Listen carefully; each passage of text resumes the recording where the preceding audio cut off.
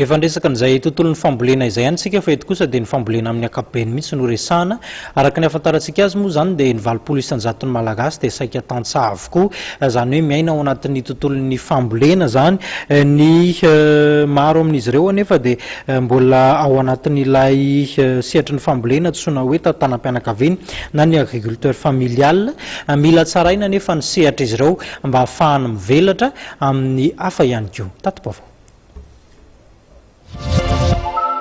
Mandray anjara hatramin'ny 520 ny arikarenan'ny malagasy ny sehatra ny fambolena tantanam-pianakaviana na ny agriculture familial. Nilaza arak'izany ny komity pirenena misana ny fambolena tantanam-pianakaviana na ny CNAF fa apetraka ho fanohitry ny toe-karena eto Madagasikara ny fambolena tantanam-pianakaviana. Ahatongavana amin'izany tanjon'izany dia nisy ny atrikasa na ahafahana namolavolan'ny paikady nasionaly mikasika ny fampiofanana ara-pambolena tetsy amin'ny le pavé Antaninarenina. Tanterahana androany indray zany ny atrikasa izay andinihina mahakasika an'ilay stratégie nationale ny formation agricole rurale ilay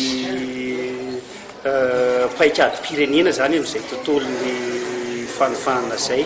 Ny tanjona moa zany dia tena mba ahafantarany izay mpisehatra rehetra ao anivon'ny CNAF na ny komity miaro ny agriculture familiale mahakasika ny tontolony izay fampifanana izay araky ny vina moa zany ny vinan'ny CNAF dia hoe tena ho andry ny toe-karena malagasy ny fampifanana ny famokarana tantanam-pianakaviana eto Madagasikara dia ahoana ny ahafahana manatanteraka an'izay ndraikitra izay zany dia misy aloha fampiroboroboana ny famokarana tantanam-pianakaviana voalohany faharoa manaraka an'izay zany dia ny fiarovana izay tontolo ny famokarana tantanam-pianakaviana eto Madagasikara izay.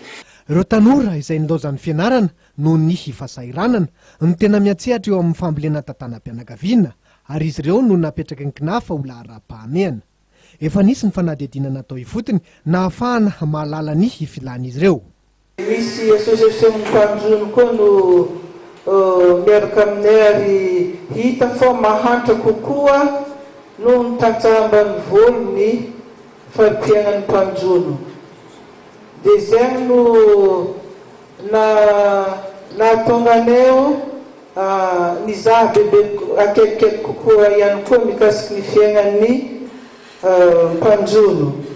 Fotoana nahafahana nanangona fonjaka-hevitra entina handrafetana ny paikady nasionaly araka ny efa voalaza ihany koa ity atrikasa ity ary ho atolotra ireo ho tompona andraikitra amin'ny ambaratonga samihafa izany fehikevitra izany entina manamafy ny paikady.